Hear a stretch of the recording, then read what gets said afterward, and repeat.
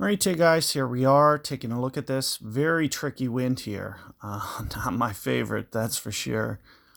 I guess I prefer any kind of headwind here. I don't like, pulling rings down towards, those rocks up there, plus also moving it down to lower ground really makes this a tough shot. You can see opponent does have a QB. I'm trying to think of what's ideal here, and there's no correct answer. It's a very tricky wind to play. What I typically do is I do some kind of cross. So whatever my wind is, if my wind's blowing like this, like I'll set up one. So if it's blowing to the left, I might try to do like a rough bump up here on the right hand side. Now the problem with this one is it looks like I need a little bit more range to do this shot, so I could go up to that. Let's see, let's see what two. It looks like I can get up here. I might just even time out here, and we'll just set up with this ball for the second time. I just want to see what this shot looks like, and I don't want to rush it. So you can see with what I'm trying to do. Problem is, now, here's what's nice about this shot is it's going to make this ring play kind of as good as possible. If I try to set up on the other side, what happens is I end up pulling up, so close to the rock edge that it changes your trajectory a lot. And you'll see guys actually land too long because the ring adjustment's very tough that way.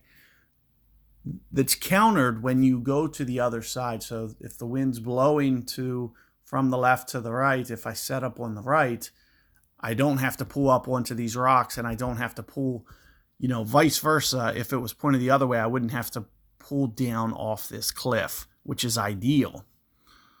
So because of that fact, you can kind of take advantage of that situation. And I'm thinking something along the lines of maybe about one backspin. Now, granted, this is going to probably play just a little bit to lower ground, so you will need to kind of master this pull angle. It's going to be very important that you kind of get it perfect. So in this situation, I am going to go one per. I don't typically adjust this much. But since, we are at the master tee, I am just going to go one per and just see what this looks like and see how this rolls up there. And it looks like it is coming up short. This is a perfect example of moving the target to lower ground. So you're seeing the ball's landing short and it's rolling out short. So you're probably going to want to keep the ball guide through the hole a little bit if you do want to go with that approach and try to roll it out that way, because what's going to happen every time is it's going to land short. The only way that you can try to counter that is you can change your pull angle, but this is going to be a risky thing to do. You're going to have to rotate the screen more towards the fairway, and it'll look like it's going to land long, but since it's going to land, and you'll probably want to under pull your ring just a little bit, maybe 10% less than what I just did. So if I did max, which was 8.1 for an 8.1, maybe go 7.4 rings, and then maybe tweak your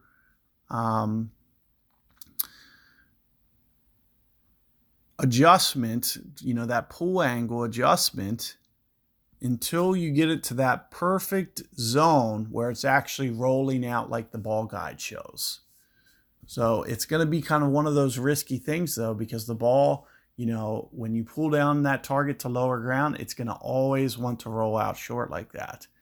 So because the initial hop is going to land shorter than what it showed where I had the target line. So, for example, it's landing 1 to 1.25 rings short. So because of that fact, it's never going to roll out to that guide. So to counter it, you'd have to kind of shift your pull angle to where it's looking like it's going to land on the fairway, but it's really actually not. So keep all that in mind. Good luck, and I'll see you guys on the last one.